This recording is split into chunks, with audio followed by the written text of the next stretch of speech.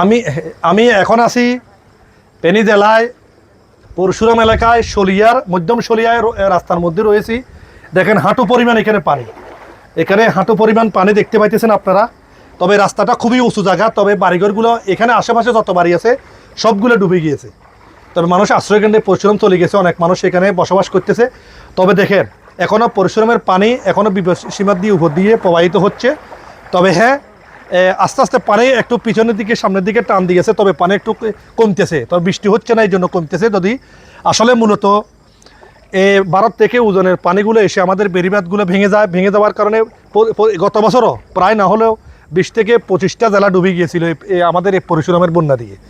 এই জন্য আজকে ভিডিওটা শ্যুট করে দেখেন এখানে কত পানি, এখনও কত পানি, পানির পরিমাণ কত, জনজীবন খুবই দুর্বিষহ। এখন এই আমাদের এলাকার মধ্যে জনজীবন খুবই দুর্বিষহ।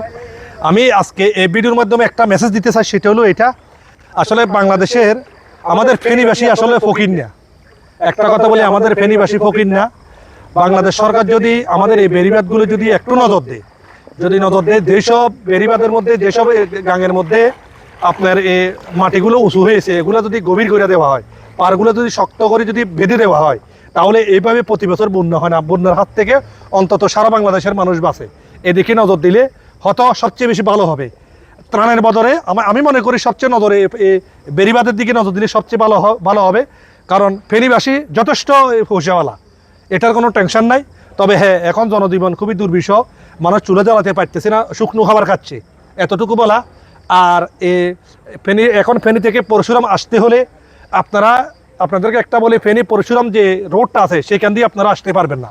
আপনারা আসলে ফেনী থেকে ছাগলাইয়া রোড দিয়ে আসতে হবে। ছাগলাইয়া রোডে আজকে ভিডিওর মাধ্যমে শ্যুট করে বলে যারা এখানে আমাদের পরশুরামবাসীকে সাহায্য সহযোগিতার জন্য আপনারা আসবেন, অবশ্যই ফেনী ছাগলাইয়া রোড দিয়ে আসবেন। এখান দিয়ে বক্সমাউট, তারপরে খন্ডলাই, এখান দিয়ে আপনারা আসবেন। লোকেশন ধরে আসলে পরশুরাম বাজারে পৌঁছতে পারবেন। আচ্ছা, মানুষের সাহায্য সহযোগিতার কথা বলছেন, কিছু ফতরা চক্র দেখলাম খালি শুধু বিকাশ নাম্বার দিচ্ছে, এই ব্যাপারে কিছু একটা বলেন। হ্যাঁ, কিছু প্রতারক আসলে মূলত মানুষের যখন দুর্যোগ শুরু হয়, মানুষ এটা একটা সেন্সিটিভ একটা বিষয়, মানুষ এই সুযোগটাকে কাজে লাগায়। এজন্য কিছু চক্র বসে রয়েছে কিভাবে মানুষদেরকে লক্ষ লক্ষ টাকা হাতিয়ে নেওয়া যায়। তারা এই চিন্তা ভাবনা করিয়া বিভিন্ন বিকাশ নম্বর মানুষদের কাছ থেকে টাকা যাচ্ছে, টাকাগুলো মেরে দেওয়া। খবরদার, যারা ঢাকা অথবা অন্যান্য জেলা বসবাস করতেছেন, আমাদের এই ফেনী পরশুরাম জেলাটা ডুবে যাচ্ছে। প্রবাসীদের একটু আবেগী থাকে, আর প্রবাসীদেরকে আর আসলে মূলত যারা প্রবাসে বসবাস করে তারা সবচেয়ে বেশি আবেগী হয়। এই জন্য আমি তাদেরকে উদাত্তভাবে আহ্বান জানাচ্ছি, আপনারা এই প্রতারক চক্র থেকে দূরে থাকবেন।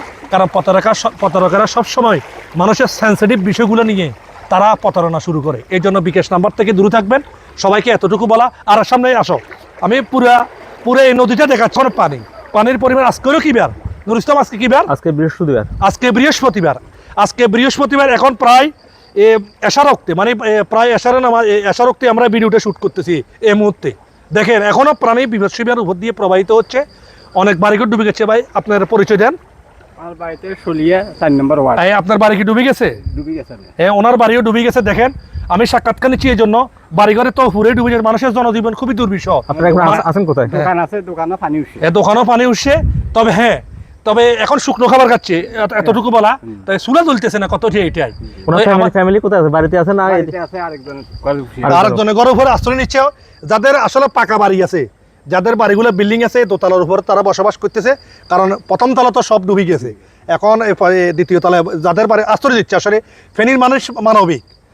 আমরা একজন আরেকজনকে যদি সাহায্য সহযোগিতার যদি হাত যদি না বাড়িয়ে দিই, তাহলে আমরা কীভাবে চলবো? যেমন এই ভাই, ওনার বাড়িও ডুবে গেছে, আমাদের বাড়িও প্রায় ডুবে গিয়েছে। তো আমরা ভিডিওটা শ্যুট করে জনসাধারণকে দেখানোর উদ্দেশ্য হলো এটাই, যে আসলে মূলত আমাদের ফেনীর শুধু বন্যা কেন হয়?